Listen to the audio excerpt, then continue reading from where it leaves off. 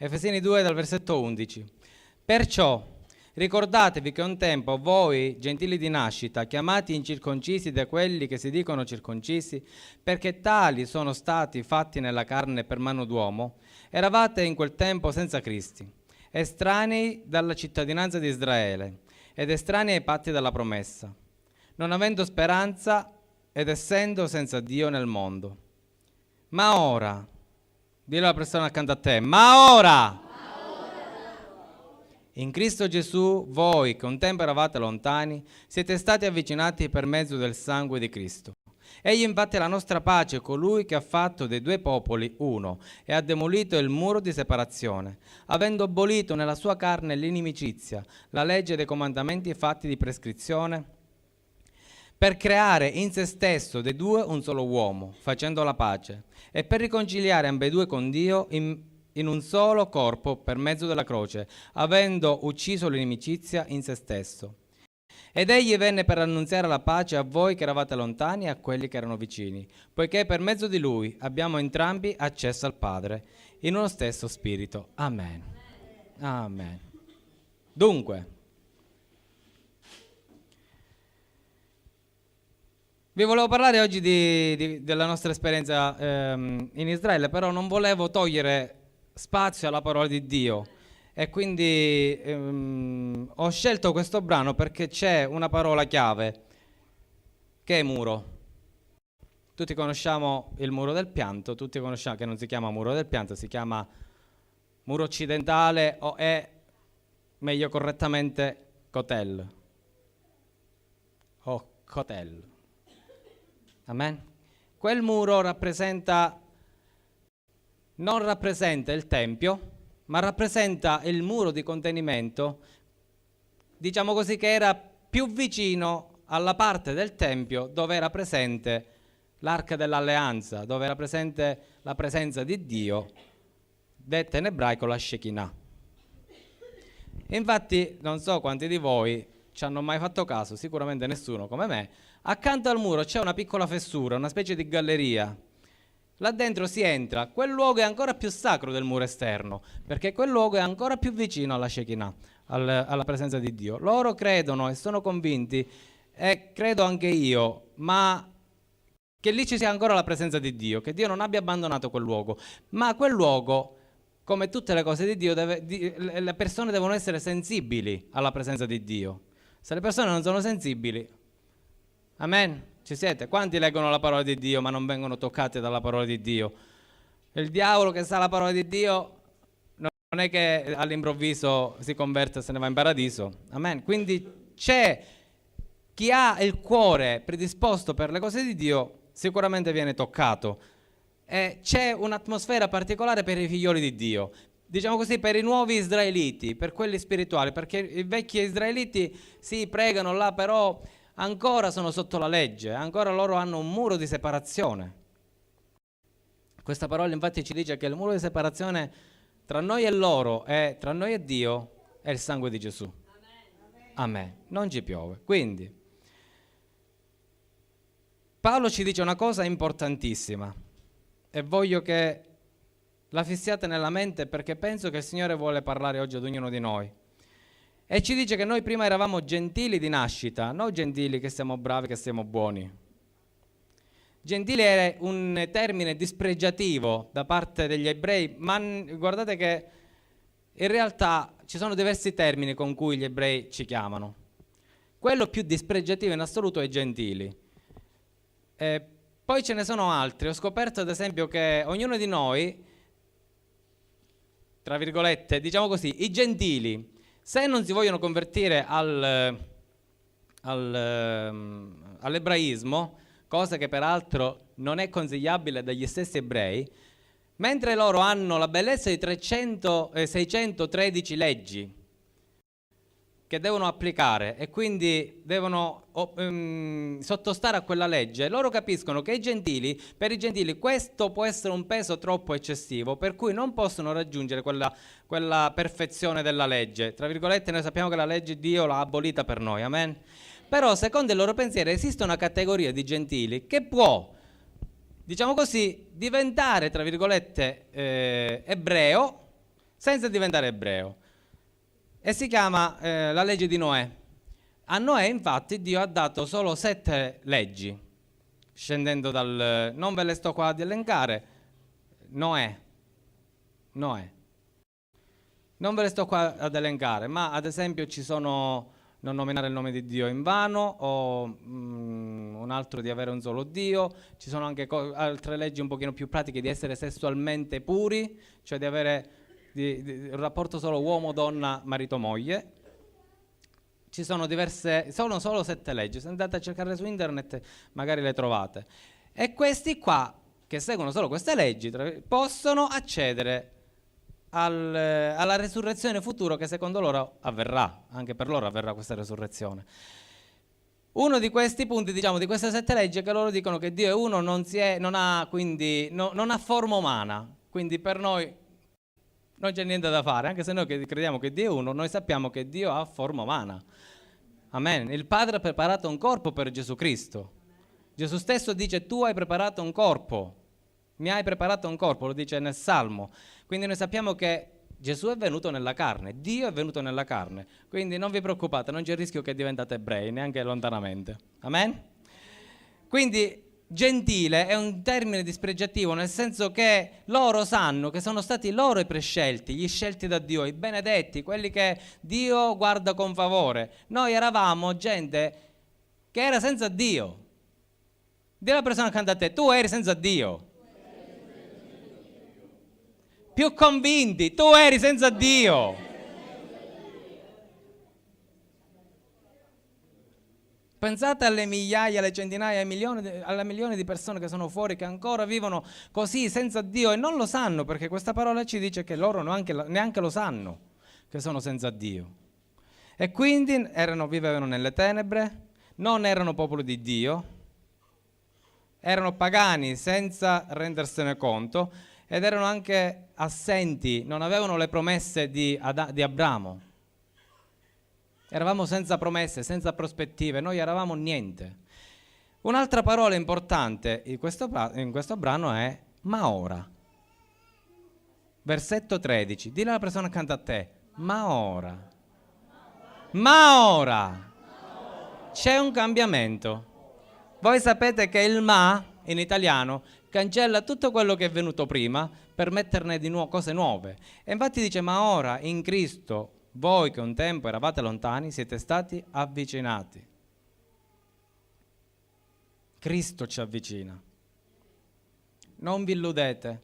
Paolo ce lo dice bello chiaro: possiamo fare tutti gli studi teologici di questo mondo, ma se il teologo più eccellente di questo mondo non capisce che Cristo è tutto e che Cristo ha avuto la capacità col suo sacrificio di avvicinarlo a Dio, diventa tutto inutile. La base su cui noi dobbiamo costruire ogni cosa è Cristo, la via, è Cristo che ci ha salvato, e ce lo dice Paolo. Non me lo sto inventando io, nessuno me l'ha suggerito, me lo sta dicendo la parola di Dio, me lo sta dicendo Paolo, ispirato dallo Spirito Santo. Ma ora in Cristo Gesù siete stati avvicinati per mezzo del suo sangue. Egli infatti è la nostra pace. Prima non avevamo pace, in Cristo abbiamo pace. Amen. E c'è una cosa importante: per mezzo del sangue di Cristo. E pensavo, cos'è il sangue di Cristo nella nostra vita? Perché spesso a volte noi lo esaltiamo ed è giusto così, ma ho avuto una specie di flash. Per mezzo del sangue di Cristo è una mappa. E il sangue di Cristo, la scia del suo sangue ci porta a Cristo. Noi abbiamo l'indicazione della salvezza per mezzo del sangue di Cristo, cioè del sangue sparso per Lui nella nostra vita. Il sacrificio di Cristo è potente quando noi riconosciamo il sangue che Lui ha versato per noi, cioè quel sangue doveva essere il nostro. E mi sono chiesto una cosa: perché gli ebrei hanno scelto Gesù e non Barabba? Perché hanno scelto Gesù e non Barabba? Perché Barabba è stato graziato, tra virgolette? Non se lo meritava. Ma voi pensate veramente che il popolo abbia scelto Barabba? Nella vostra mente veramente pensate che il popolo abbia avuto il potere di scegliere Gesù sulla croce e Barabba libero? No. Gesù lo sapeva che stava morendo per Barabba. Ognuno di noi è Barabba. Dice, ma quello era un assassino. Tu non lo puoi sapere nella tua vita quello che sei, ma sicuramente tu sei Barabba. Gesù ha preso il tuo posto in quel momento. Certamente più grande è il peccato, più grande è la riconoscenza. Gesù ci insegna che più grande è il peccato, più grande è il perdono, più grande diventa la riconoscenza. Chi ha pochi peccati è poco riconoscente, ce lo dice Gesù stesso. Ma noi eravamo gente senza patria, senza destinazione, senza visione, senza niente. Eravamo cadaveri che camminavano in mezzo al mondo senza sapere dove andare. E lo so che magari questo è un messaggio più evangelistico, però io vi voglio fare ricordare quello che Gesù ha fatto nella nostra vita, perché se noi non ricordiamo, e ce lo dice forse anche Paolo, ci dice, ricordatevi, sta scrivendo agli Efesini che già erano nella fede, agli Efesini sta dicendo ricordatevi, se lo dice agli Efesini anche noi ci dobbiamo ricordare. È importante che noi ricordiamo quello che Gesù ha fatto nella nostra vita. Amen? Ricorda, dillo alla persona accanto a te, ricorda. Quindi al versetto 12 ci dice in quel tempo, al versetto 13 ci dice ma ora con Cristo tutto è cambiato. La pace, abbiamo anche la riconciliazione con Dio e abbiamo anche l'accesso per mezzo dello Spirito Santo alla sua presenza, cosa che prima ci sognavamo da lontano.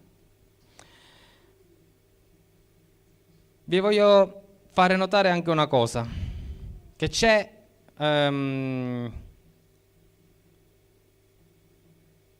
il muro di separazione. Colui, versetto 14, egli è la nostra pace, colui che ha fatto dei due popoli uno e ha demolito il muro di separazione, avendolo abolito nella sua carne l'inimicizia, la legge dei comandamenti fatti di prescrizione, per creare in se stesso dei due un solo uomo nuovo, facendo la pace. Ora, non so quanti di voi sanno che quel muro è ancora un muro di separazione. Il muro, sto parlando del muro occidentale, il muro del pianto. Tutt'oggi per gli ebrei quello è un muro di separazione. Perché è un muro di separazione? Perché loro non possono andare dall'altra parte. Per diverse ragioni. La prima ragione è perché se noi musulmani non vedono di buon occhio questa cosa, pensate che qualcuno è salito, ha fatto il giro largo scortato dalla polizia. C'è un gruppetto di 10 persone, c'erano altre 12 persone che le scortavano di militari con mitri enormi. Ma in genere per loro è vietato. Ogni rabbino che si chiami rabbino in Israele vieta a tutti gli ebrei di salire in quel luogo. Perché?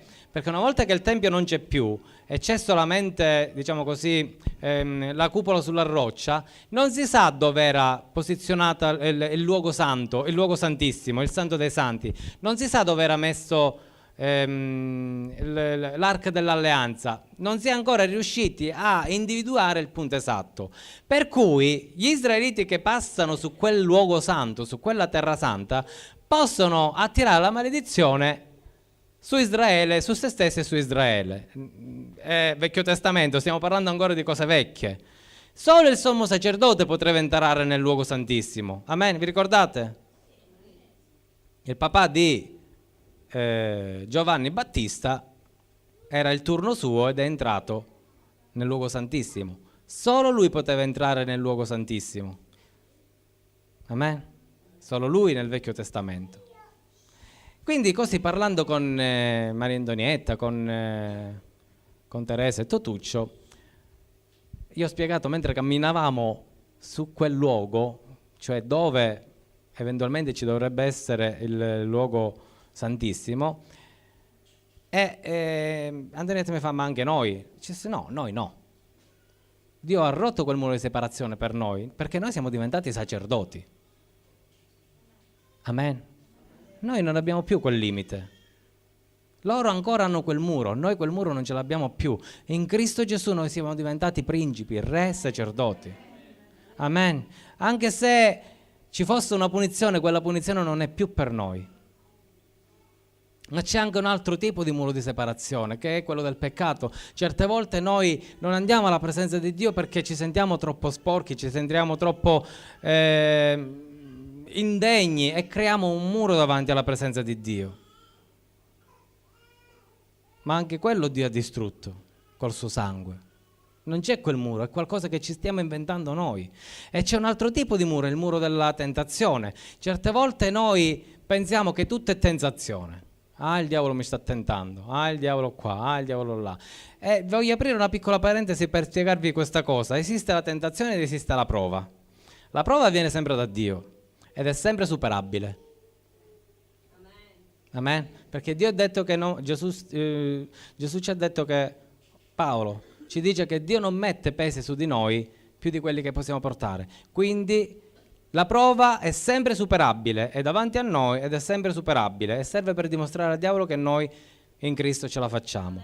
La tentazione invece è sempre da parte del nemico e serve sempre per farci cadere e serve sempre per creare muri. Ma anche quella è distrutta. Il sangue di Gesù ha distrutto anche quel muro. E certe volte noi siamo testardi e non lo capiamo. E siamo noi che costruiamo mura. Gesù ha abbattuto ogni forma di muro, pure per arrivare alla presenza di Dio certe volte noi costruiamo mura. E non me la sento, e perché devo alzare le braccia per lodare il Signore, ma perché devo cantare in lingue, ma perché qua. Sappiate che tutti i mali della vostra vita cancellano la parola di Dio. E noi non possiamo permettere questo, perché Dio con il suo ma ha distrutto un muro. Con la sua morte ha distrutto un muro. Ha tolto la separazione che c'era tra noi e Dio, quindi se Lui l'ha tolta, perché tu ce la devi andare a mettere? Giusto? Dile alla persona accanto a te, non c'è muro tra te e Dio. Veramente non c'è muro. E questa è una cosa fantastica, una notizia meravigliosa, perché noi sappiamo con certezza che Dio non guarda se noi siamo bravi o cattivi, se noi abbiamo la capacità di adorare Dio in una determinata maniera. Noi siamo adoratori di fatto perché Dio ha tolto quel muro. Se c'è un ostacolo, è un ostacolo che mettiamo noi, non lo mette Dio. Tu puoi essere la persona più brava di questo mondo, ma tu non puoi arrivare a Dio se metti un ostacolo. E magari l'ultimo assassino che passa davanti alla chiesa si converte, quello ci supera. Cioè, capite che cosa vi voglio dire? Non è fantascienza, è una cosa reale. Gesù ha distrutto quel muro. Noi abbiamo la capacità di arrivare a Dio con tutto il nostro retaggio di peccato, perché la nostra carne sarà sempre peccato. Anche se, anche in quel caso, noi possiamo vincere il peccato perché Dio ha compiuto un miracolo nella nostra vita, non è una cosa fuori dal mondo. E se ci è riuscito Paolo, perché non ci devo riuscire io? Se ci riesco io, perché non ci dovete riuscire voi? Perché? Dio vi ha creato inferiori a me o io sono stato creato inferiore a Paolo? No. Nella chiamata spirituale Dio ha fatto una trasformazione ad ognuno di noi. Amen. E vi voglio ricordare anche un altro muro che è la pietra della tomba. Noi abbiamo avuto un'esperienza bellissima in quel luogo, non una volta, non 2 volte, magari anche 3 volte, perché intanto quel luogo là è significativo perché ho scoperto recentemente, l'altra volta, l'anno scorso non lo sapevo, hanno trovato che lì ci sono dei sigilli in quella tomba e non è una cosa usuale che le tombe venivano sigillate. Questa è un'emozione maggiore rispetto all'anno scorso perché c'è una concretezza. È possibile che quello sia veramente il luogo dove Gesù ha spezzato quei sigilli, come li ha spezzati per noi, ha arrotolato la pietra come li ha arrotolati per noi. E come lui è uscito dalla tomba, anche noi siamo usciti dalla tomba. Non voglio dire anche noi possiamo uscire dalla tomba, perché noi siamo usciti dalla tomba. Dillo alla persona accanto a te, tu sei fuori dalla tomba. Oh, certo, certuni magari vedono la luce che entra da fuori, vedono che la rotta della pietra è stata rotolata, però dicono, ma come fa a fare a me a escere fuori? Stai tanto comodo qua. No, ci piace essere morti, tra virgolette, perché non abbiamo compreso l'eternità che ci aspetta. Eppure, se voi fate caso, se voi prendete un criminale che è condannato all'ergastolo per tutta la vita, All'improvviso gli cade dal cielo la grazia del Presidente della Repubblica. Dice: ma come mai il Presidente della Repubblica pensa a me? Ed esce fuori. Noi sapete come siamo noi? Siamo di quelli che siamo riconoscenti, perché all'improvviso abbiamo ricevuto un miracolo, qualcosa di magnifico. E quindi il Presidente della Repubblica dice: Mischino, poveretto, siccome questo uomo ora gli verrà difficile trovare un lavoro, gli do un sostentamento ogni mese 1.000 euro. Poveretto, gli manca un tetto sulla casa, vabbè, ci sono le case popolari, diamogli un appartamento. No. Quanti di noi? Eppure noi abbiamo la capacità, arrivato a un certo punto, di dire: questi soldi sono troppo picca, questa casa è troppo unica. E non riconosciamo la grazia che abbiamo ricevuto. Siamo cosa di tornare in carcere. È vero? Ecco perché Paolo ci ricorda. Perché certe volte noi ce lo scordiamo quello che eravamo. Paolo ci ricorda perché prima eri morto, ora sei vivo. Amen. Amen, alleluia. Io ho concluso, però siccome la serata è lunga, vedete che qua c'è uno shofar. L'abbiamo portato da Israele per voi. Ho capito che forse qualcuno ha imparato a suonarlo e vorrebbe suonarlo per noi. È giusto? Ci può provare. Vieni, prego. Lo shofar viene utilizzato tutt'oggi in Israele come benedizione, ed è stato bello perché è arrivata la domenica sera. Noi abbiamo conosciuto, già lo conoscevamo dall'anno scorso, una chiesa, si chiama la chiesa Re dei Re, King of the Kings, bella. E il pastore in quell'occasione, avete visto il video sicuramente, ha suonato lo shofar per tutti i presenti e ci ha benedetto, ha mandato una benedizione per noi. Era un giorno particolare quello, era il primo dell'anno, e gli ebrei hanno un'usanza, sempre secondo la parola di Dio, in Michea la parola ci dice che tutti i nostri peccati vanno a finire in fondo al mare. E loro hanno un'usanza bellissima. Quel giorno prendono delle pietre a simboleggiare il loro peccato e li buttano in fondo al mare. E sanno che quella pietra non può galleggiare, resta là sotto. E certe volte noi siamo invece così bravi a fare galleggiare le pietre. Noi facciamo i miracoli al contrario. Noi facciamo galleggiare le pietre e facciamo ritornare indietro tutto il nostro passato. Cerchiamo di prendere esempio da quella mentalità che seppur è lontana da Cristo, però è fervente per Dio. Veramente, guardate che abbiamo visto cose dall'altro mondo, e anche i figlioli di Dio, cioè quelli che hanno accettato Gesù, sono una cosa fenomenale. Ci sono molti ebrei che si sono convertiti e hanno anche subito le conseguenze di questo, però l'hanno fatto. E certe volte noi ci pare che fare dei passi avanti diventa un problema. Non è così. Il vero senso del cristianesimo, guardate, che non è guardare gli altri, è guardare Gesù. Quando noi guardiamo Gesù, gli altri non ci interessa niente. Cioè, non ci interessa niente, anche perché se noi guardiamo a Cristo, anche il nostro comportamento è degno, è di esempio.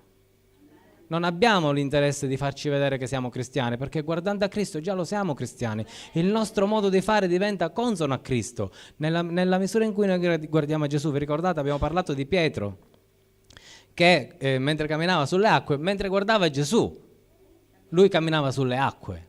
Cioè lui camminava sui problemi, lui camminava sullo sparlamento, lui camminava sulle male lingue, lui camminava sulle malattie, su tutto. Quando ha capito che c'era la tempesta e ha fatto così con gli occhi, non è che vi pare che abbia fatto chissà che cosa, ha iniziato a guardare e ha iniziato ad abbassarsi a fondo all'acqua. Ci siete? Noi quando guardiamo a Cristo il nostro esempio già è perfetto. Gli apostoli che erano rimasti sulla barca guardavano a Pietro e io penso che lo guardavano ammirati, dicevano: ma Pietro come fa? Ma come fa? Io pure. Quando hanno visto Pietro che iniziava a offendere, no, meglio di no, forse è meglio di no. E ci tiriamo indietro, perché uno fallisce e ci tiriamo indietro, ma noi dobbiamo guardare gli esempi giusti, non quelli sbagliati. Amen. E Cristo è il nostro esempio, noi dobbiamo guardare a Cristo. Amen. Tatuccio, vieni a suonare, che Dio ce la mandi buona.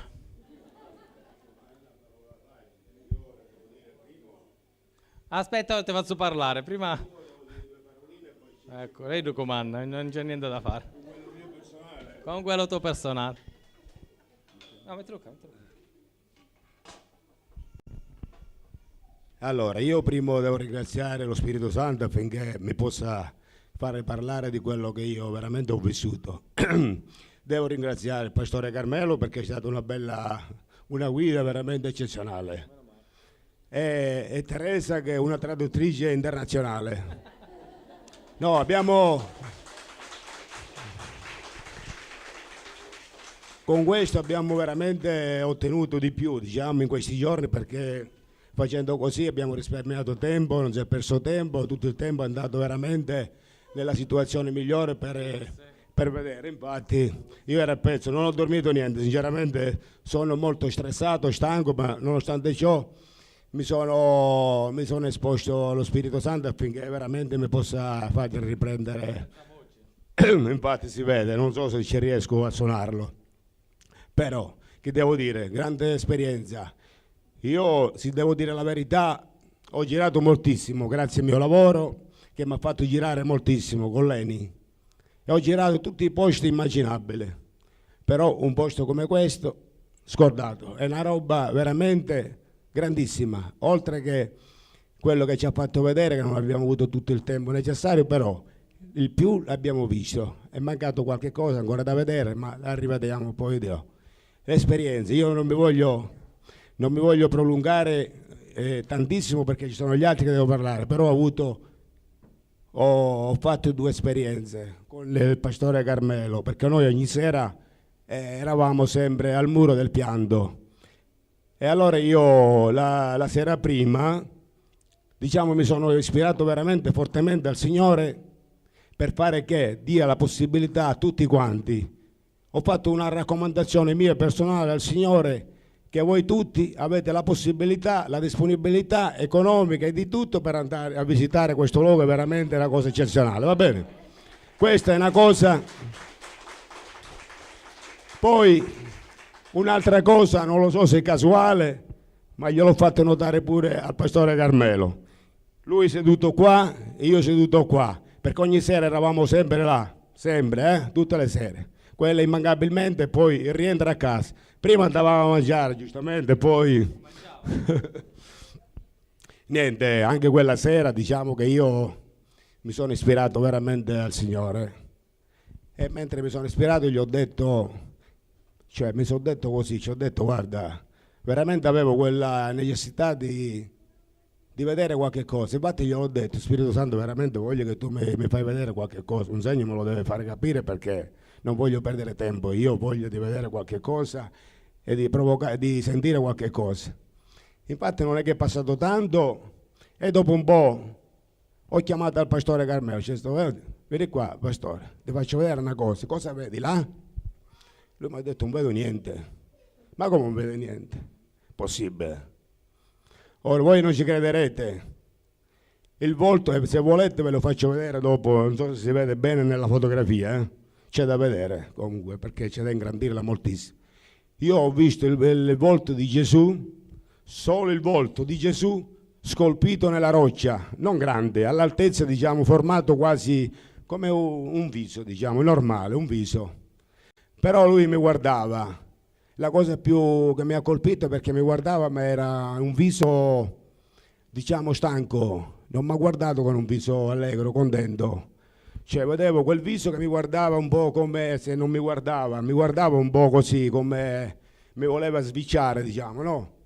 Però ero contento di vederlo anche così, ma io l'ho accettato così, ho detto non lo so, sarà qualcosa che non va, vede tutta questa, diciamo, questa idolatria nel mondo, non riesce a mettere ordine nella vita di oggi, di quello che vede, non riuscivo a capire veramente quello che mi voleva far capire. Comunque io l'ho visto il volto, ho le fotografie, ho 2 fotografie che mi possono fare veramente testimonianza, tutto questo, e non mi voglio allungare perché parlare di tante altre cose sarebbe un po' lungo, però è stata una bellissima esperienza, un'esperienza che ci voglio andare di nuovo, veramente, perché A dirvelo sarà, diciamo, forse non ci crederete, però dovete andare in un posto dove voi dovete immaginare come era 2000 anni, diciamo dovete immaginare che non ci sono le case, non c'erano le strade, non c'è niente, e immaginarlo così visivamente voi stessi dovete capire. Io facevo questo sì, facevo queste cose così, non vederlo ora perché là è una città bellissima, una città spentaccione che si mangia non bene, non bene, però c'è molto da mangiare, ma non bene. Lui lo sa, lui si adattava di più, dai. Va bene, diciamo questo qua. Poi vi devo dire l'ultima esperienza e poi passo la parola a un altro. Allora, quando siamo stati nel giardino di Gesù, che sarebbe la tomba dove è morto e risorto Gesù, siamo entrati là dentro, io, i pastori e Teresa, noi 4, perché le abbiamo fatto qualche foto e abbiamo fatto una bella preghiera. Allora, mentre si faceva la preghiera, a parte che io sono un tipo che mi emoziono subito e sono un tipo facile da piangere, diciamo, perché ho questa particolarità, ce l'ho sempre avuta. Scusate della voce perché volevo dare un segnale più forte, ma non è possibile. Mentre che pregavamo, mi è venuta la cosa di toccare il tetto, perché il tetto era basso, a questa altezza, immaginate il tetto così, e dietro c'era il letto di Gesù, no? Dietro proprio alle spalle avevamo il letto di Gesù, e noi eravamo in questa cupoletta che non è molto grande, immaginatela 3 metri per 3 metri, una roba così, no? E il letto di Gesù dietro, lui stava pregando, il pastore, e io metto la mano così nel tetto, perché ci arrivavo preciso. Non lo so, io mi è venuta emozione, mi sono messo a piangere, sinceramente, loro non so se se ne sono accorti, ma io mi ha colpito a me, sai, quel logo mi ha fatto piangere. Sarà che sono sensibile, quello che sarà, non lo so, io dico quello che devo dire, la dico così, quello che mi sento di dire. E ho avuto questa esperienza pure là, bellissimo là, il posto più bello che mi ha colpito di più è stato proprio quel logo, nel giardino della tomba di Gesù, quello maggiormente dove io trovavo freschezza, trovavo sistema per rinfrescarmi, mi toglievo pure le scarpe per rinfrescarmi un attimino, anche Carmelo se l'è tolto pure qualche volta. Bello, era rinfrescante, ma oltre a un giardino era un luogo veramente quello più importante, anche se Gerusalemme e tutto il resto, diciamo, è bello. Poi altri posti, l'immersione nell'acqua che abbiamo avuto, anche se noi il battesimo già l'abbiamo fatto qua, però lì abbiamo fatto una roba così, un'imitazione di battesimo, non è che ci siamo battezzati là, è solo un'esperienza di fare un ricordo così, una cosa così simpatica così, e abbiamo comprato tutto l'addobbo per farci queste fotografie, però abbiamo visto dove Gesù realmente battezzava e dove tutte le persone venivano battezzate, un luogo splendido, bellissimo. Anche questo è stato bello, e poi tutti gli altri luoghi veramente eccezionali, uno meglio di questo. Poi che vi devo dire? Niente, io vi auguro che ognuno di voi veramente potete avere la possibilità di andarci. Ora ci provo perché io sinceramente, guarda, devo dire una roba, non lo dico per bugia, ci ho provato solo una volta là, ma non è che l'ho fatto bene. E poi non ho avuto neanche tempo, loro lo vedono, lo sanno, non ho avuto neanche tempo di provare a casa, anche perché ho avuto la gola così. Ci provo, può darsi che magari vado bene e che lo Spirito Santo mi dia la disponibilità giusta e giusta la voce che le posso suonare, che vi devo dire questo. Grazie di tutto.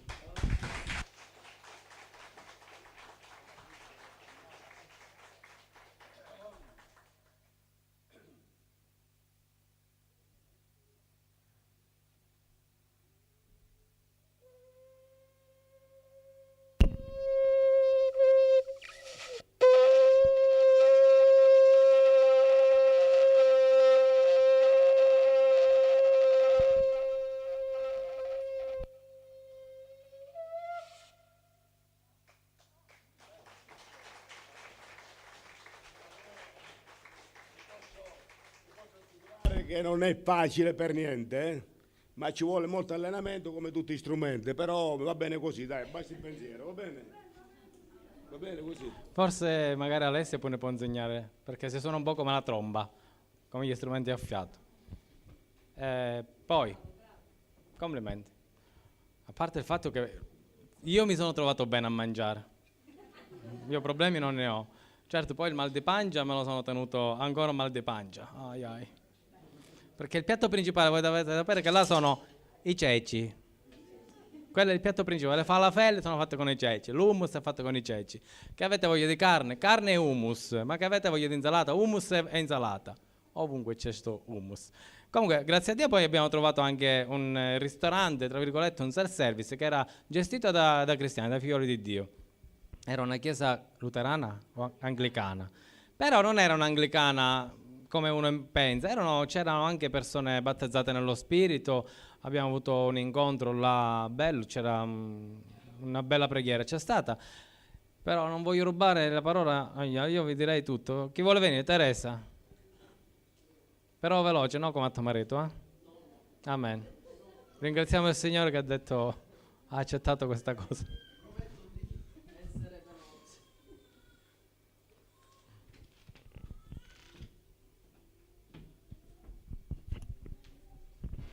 Intanto voglio dire che quando abbiamo lodato il Signore ha detto: voi siete il mio popolo, il popolo che io ho scelto. Camminate sulla mia parola, purificate i vostri cuori, purificate le vostre mani e le vostre menti, rinnovatevi ogni giorno attraverso la mia parola. Amen. Intanto per me il viaggio per Gerusalemme l'ho visto innanzitutto come una missione. Per me non era andare in vacanza, ma era una missione. Per me era come avere un peso nel cuore per Israele, per pregare per gli israeliti, per Israele, affinché veramente la pace del Signore possa esserci in quel luogo.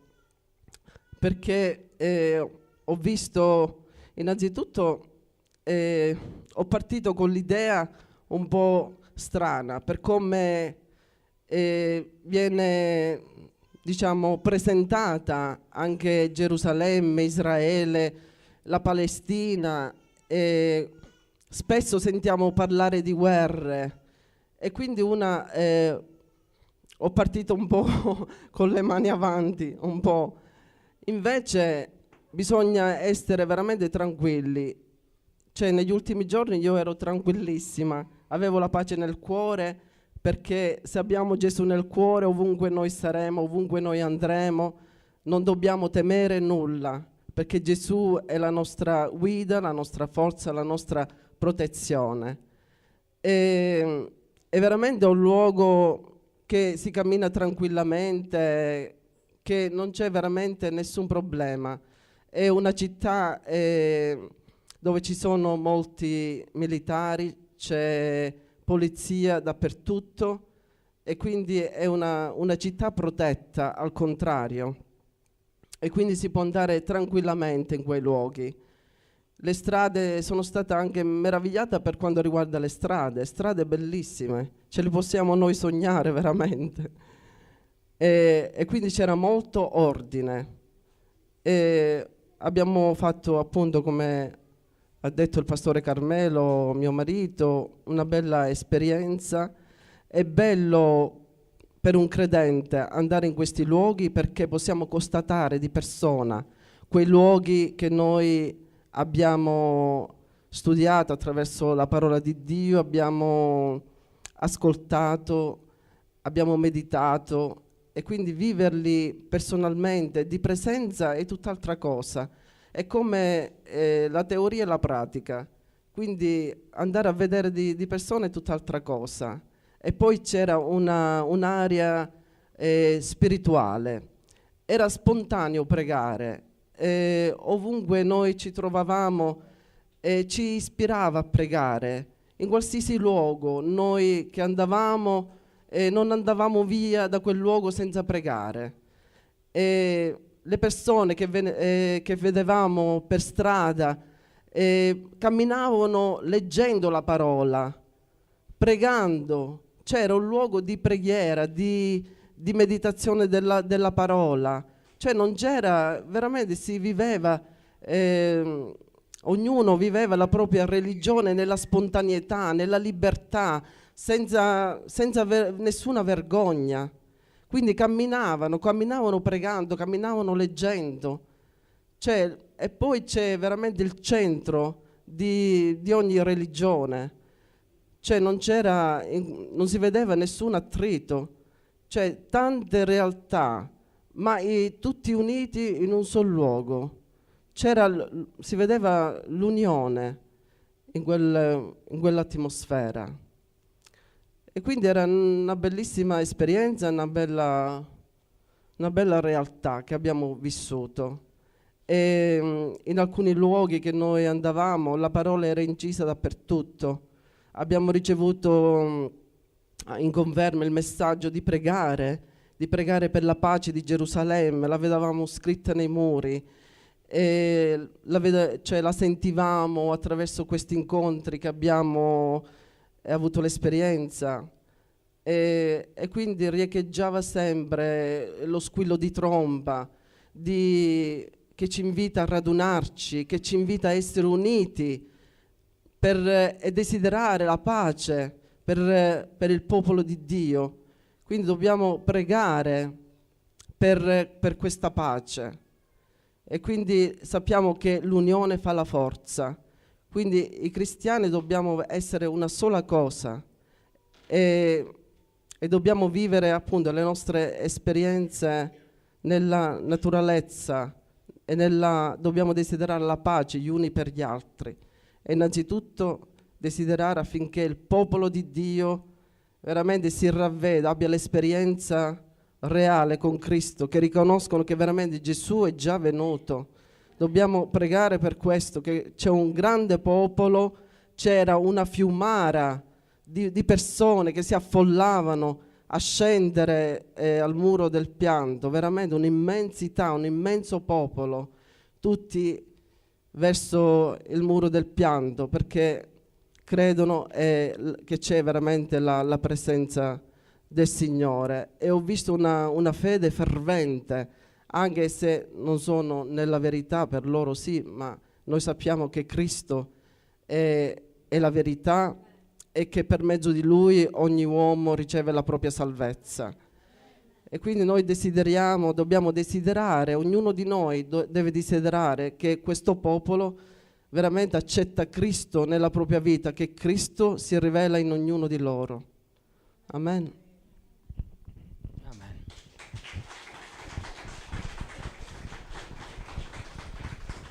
Antonietta, vieni. Sì. Devo dire che la cosa più complicata quando uno va a Gerusalemme, una persona va a visitare Gerusalemme, è soprattutto la città vecchia, è dividere le epoche e anche gli strati, perché certe volte Gerusalemme è costruita su Gerusalemme, cioè sottoterra c'è Gerusalemme e sottoterra c'è un'altra Gerusalemme. Pensate che gli ho fatto vedere a Totuccio, alle femminucce no, perché là non ci potevano andare, un posto dove hanno scavato un pozzo limitrofo al muro, che non è, quando voi vedete quel muro, non è quello il livello originale di Gesù. Quello è un livello che hanno fatto qualche anno fa, 60 anni fa. In realtà il livello di Gesù, quando Gesù camminava lì, è 15 metri sotto. E io ho fatto vedere a Totuccio questo pozzo dove faceva vedere il muro originale sottoterra. Cioè l'altezza che noi vediamo è 15 metri sopra dove Gesù ha camminato realmente. Poi c'è un altro pezzo che hanno scavato ed hanno riportato, diciamo, allo stesso livello. La città di Davide, ad esempio, risale a prima di Cristo, è ancora più vecchia. Quindi già quello è il livello molto più probabile che Gesù abbia passeggiato realmente. Ma il livello dove è Gerusalemme oggi non è quello, assolutamente. Addirittura c'è una strada che si chiama Cardo, il Cardo, e taglia a metà la città, dalla porta di Damasco alla porta del Letame. Dalla porta di Damasco alla porta del Letame o alla porta di Sion, comunque taglia a metà la città, ma il livello su cui è la strada ora non è quello. Infatti un pezzettino di questa via di Cardo è stata riportata all'origine ed è una decina di metri sotto. Si può fare la passeggiata sul Cardo originale e su quello elevato, sul Cardo odierno. E anche la città era disposta diversamente ai tempi di Gesù, come era disposta diversamente al tempo dei Bizantini, come era disposta diversamente al tempo di Davide e di Salomone, come era disposta prima ancora al tempo dei Gebusei. Diciamo che ogni epoca ha aggiunto o tolto un pezzo della città. La parte che oggi viene chiamata, quella che noi conosciamo come Sion, il monte Sion, è la parte alta. All'epoca di Davide sul monte Sion non c'era niente. Ci siete? Ed è quando noi sentiamo Sion, in genere quando nella parola di Dio si legge Sion, qualche volta fa riferimento solo al monte Sion, ma qualche volta fa riferimento a tutto il monte, cioè compreso anche il monte del Tempio, compreso gli altri monti che sono accanto. Tutta Sion rappresenta Israele o rappresenta Gerusalemme a secondo nel contesto in cui è inserito. E capisco che certe volte per una mente che non è allenata è difficile capire questa cosa, perché certo io dico il monte Sion, ma che vuole dire Monte Sion? Ognuno di noi può pensare una cosa giusta, ma bisogna mettere il Monte Sion nel suo contesto. Oggi il Monte Sion è localizzato come la parte più alta, dove attualmente c'è una fortificazione che si chiama la Torre di Davide, che con Davide non ha niente a che fare, tanto per cambiare. Quindi anche là uno sente dire la Torre di Davide, ah che bello che Davide ha fatto quella torre. No, manco ci ha messo un dito Davide lì, zero totale. Niente completamente, era un povero pazzo che si chiamava Erode che ha costruito quel posto, però poi è stato localizzato erroneamente come la residenza di Davide, ma erroneamente non è quella residenza di Davide, era la residenza di Erode il grande, cioè che pazzo che era megalomane, che aveva tanta voglia di fare tante cose e ci è riuscito. La sua memoria è quella però, non è in paradiso, è là. Alla Torre di Davide, basta, passa, che bello che ha fatto Erode, punto, fine. E anche un pezzo di muro, non è tutto originale, quando voi guardate questo muro, non è tutto originale, un pezzo di quel muro è stato ricostruito dopo, sono stati gli ottomani che hanno sistemato un po' quel muro. La parte originale è quella sotto, quella dove le pietre sono scolpite, che risalgono all'epoca erodiana. Va bene, Merinda niente.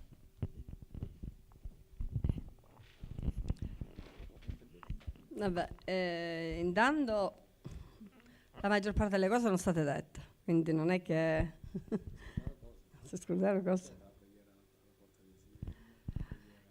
Allora, noi abbiamo avuto delle belle esperienze. Le belle esperienze è che intanto siamo stati invitati così passando in questo luogo nel giardino della tomba, passando c'era un gruppo di preghiere, un gruppo che stava facendo la Santa Cena e ci hanno invitato. Noi incuriositi siamo entrati, però vabbè, non ci conoscono, quindi non sappiamo se veramente possiamo fare la Santa Cena. E loro stessi sono venuti verso di noi, ci hanno invitato, poi con la traduzione naturalmente di Teresa, noi abbiamo detto sì e abbiamo fatto la Santa Cena. È stato un momento bellissimo di condivisione perché c'era gente giapponese, coreana, americane, birmani, c'era veramente un misto. Ed è stato bellissimo perché avere fatto questa comunione in Cristo con questi fratelli di tutto di una parte di mondo è stata per me un'esperienza troppo eccezionale. Troppo eccezionale, non si può dire, però io lo dico, troppo eccezionale, proprio lo voglio calcare. Ho avuto una bella emozione, mi sono messa a piangere perché difficilmente, prima piangevo sempre, però da 20 anni a questa parte diciamo che difficilmente piango, quindi mi sono emozionata veramente, le lacrime mi scendevano da sole.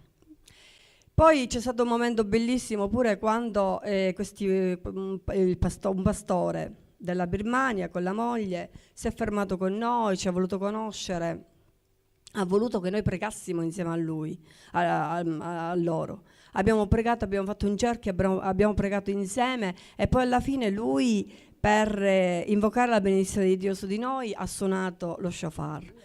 Lui e la moglie, tutti e due. Pensate che questa testimonianza è stata bella, questa cosa che abbiamo sentito. Lui ci ha detto che ha comprato lo shofar a Gerusalemme. Infatti era, diciamo, firmato perché c'era il candelabro, nel shofar era particolare. E niente, ha comprato questo. Quando è ritornato a casa, quindi nella Birmania, ha visto inciso sullo shafar due parole, Deuteronomio e Gioele. Io non ricordo in questo momento i versetti. Vabbè, poi e i versetti proprio parlavano di suonare il corno. Quindi lui si è sentito questo dono da parte di Dio, cioè il dono che doveva suonare come missione, doveva suonare proprio il corno dell'acclamazione, della benedizione. Perché è una benedizione? Lui però prima ha chiamato a Gerusalemme, ha chiamato proprio il negoziante e ha detto se aveva inciso lui queste due parole. E lui ha detto no, assolutamente, noi diamo un corno senza né parole né niente, non l'abbiamo fatto mai. Quindi lui ha capito che era la chiamata di Dio. Dio l'ha chiamata a suonare questo corno come benedizione. Quindi è stato un momento anche edificante. Un altro momento edificante è stato quando noi abbiamo fatto comunione con gli anglicani. Siamo entrati in una chiesa, abbiamo pranzato in quel luogo, siamo entrati in quella chiesa e abbiamo fatto comunione con gli anglicani. È stato bellissimo perché fino a che si lodava, si cantava, tutto ok, però al momento del canto in lingue e della preghiera in lingue c'è stato un momento di unità che tutti quanti si giravano anche verso di noi ed erano felici, cioè proprio si è creato un momento di unione e quindi veramente la parola è carne quando dice che siamo un solo uomo nello spirito, in Dio. Ed è veramente quando c'è l'unione vera, quando siamo sotto l'unzione, quando noi camminiamo sotto lo Spirito Santo, guidati dallo Spirito Santo, lo Spirito Santo fa un uomo solo in noi. Quindi toglie ogni divisione. E quindi noi dobbiamo permettere che veramente lo Spirito Santo compia questo in noi, perché molte volte noi siamo divisi anche con noi stessi. Cioè noi molte volte la mente dice una cosa, come quando diceva la lotta, Paolo parla della lotta interiore. La mente dice una cosa e il cuore dice un'altra cosa. Cioè, capite? Noi invece dobbiamo veramente pregare per questa unione. Noi dobbiamo essere uniti in Cristo anche noi stessi, tra noi stessi, perché molte volte siamo a metà con Gesù e metà con la follia che abbiamo. Invece noi il Signore ci invita ad avere veramente quest'unione in Cristo e unione con i fratelli, perché quando noi c'è questo abbandono vero in Cristo, noi siamo una cosa sola in Cristo e questo noi dobbiamo desiderare. Allora, il discorso di Israele, io ho sentito forte questa chiamata per pregare per Israele già nel lontano 94, quando il Signore mi ha detto di dedicare la sua chiesa, il suo corpo, diciamo, a formare una casa di preghiera per tutti i popoli. Quindi e da allora, fin dal 94, il Signore ha messo nel mio cuore di pregare proprio per gli israeliti, di pregare per i giudei. E io fin da allora che prego per i giudei, perché me lo sento come peso, me lo sento come missione, me lo sento come... E poi c'è dentro di me tanto amore per questo popolo. Io vedo e sento e penso e sono convinta che dal momento in cui i giudei sono il vero popolo di Dio, io non posso andare a sindacare e giudicare, perché in effetti è vero, sono increduli e sono duri di cuore, perché non hanno accettato Gesù Cristo. È vero, non hanno riconosciuto in Gesù il vero Salvatore, vero. Però, essendo il popolo di Dio, Dio sa come muoversi verso di Lui, verso questo popolo. Amen. Il nostro scopo, il nostro punto di accordo qual è con Dio? Di prenderci a cuore la loro sorte, di pregare per questo popolo affinché questo popolo apra il proprio cuore al Signore e si converta di vero cuore. È questo che noi lo dobbiamo desiderare, perché loro li dobbiamo vedere come i perduti, che poi non sono perduti, perché sono il popolo di Dio. Loro hanno fatto la storia insieme a Dio. insieme a Dio Padre Onnipotente, insieme al Creatore. Quindi noi non possiamo né giudicare né puntare il dito. Noi dobbiamo semplicemente collaborare con Dio per la loro salvezza, per la loro rinascita. E poi un'altra cosa che mi ha colpito, e l'ha detto anche Teresa, però lo voglio dire a modo mio. Il vedere il popolo giudaico lodare il Signore in tutti i luoghi e lodarlo senza vergognarsi, per me è un motivo di vergogna, per me stessa e per tutti coloro che diciamo di essere cristiani. Non facciamo niente noi per testimoniare Cristo. Noi facciamo di tutto invece per far vergognare Cristo di noi, per far vergognare Cristo per noi. Perché noi purtroppo siamo di quelli che mettiamo mura e censure. Allora noi dobbiamo togliere queste mura e queste censure, perché Dio ha chiamato noi, ci ha chiamati e ci ha chiamati per lodarlo, per non vergognarci, per testimoniarlo dovunque e ovunque, come i giudei fanno. I giudei non si vergognano e per me è stata una gioia vederli veramente lodare così intensamente, innalzare il nome del Padre intensamente. Avere rispetto delle cose di Dio e avere rispetto del Padre è una cosa troppo bellissima, che non si può dire, però tra virgolette io lo dico.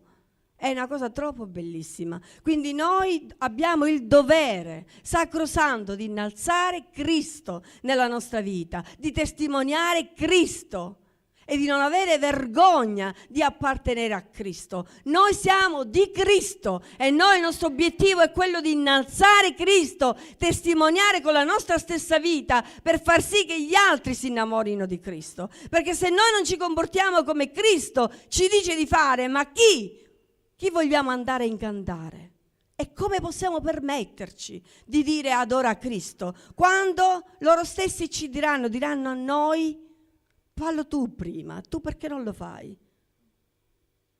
Allora quindi veramente è questo che mi ha colpito, il vedere questo popolo così che si dava da fare per innalzare Cristo. E noi dobbiamo essere così, perché quando loro si risveglieranno, ma loro saranno più avanti di noi.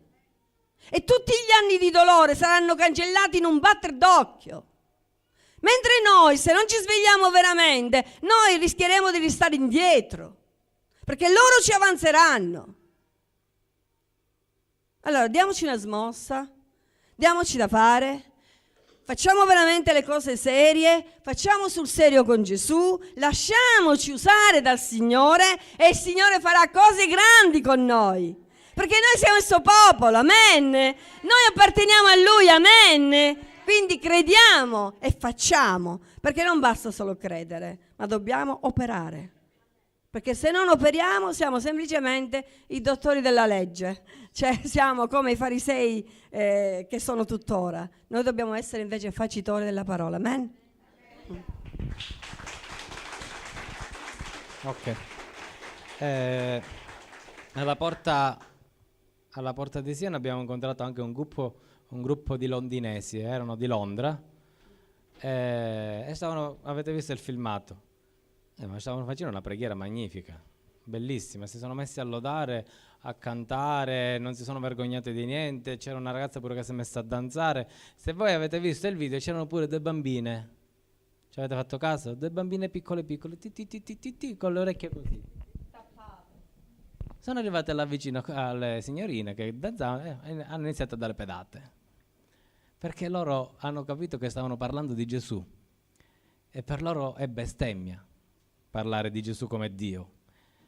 E questi londinesi hanno continuato tranquillamente. La cosa bella è stata che c'erano 2 o 3 ragazzi ebrei, 3-4, che si riconoscono che sono ebrei perché hanno un vestiario particolare, hanno loro delle cordicelle che escono da sotto la camicia. Vuol dire che sotto hanno un altro tipo di camicia che mettono loro per sempre, come forma di rispetto verso Dio. Queste cose intrecciate si vedono, ne hanno 4, uno per ogni lato, 2 davanti e 2 dietro, e hanno allontanato le bambine. La cosa bella è stata che un paio di questi ragazzi sono stati colpiti da questa lode che stavano facendo i ragazzi di Londra e hanno voluto la preghiera. E questi ragazzi hanno imposto le mani su questi due ebrei e hanno pregato nel nome di Gesù.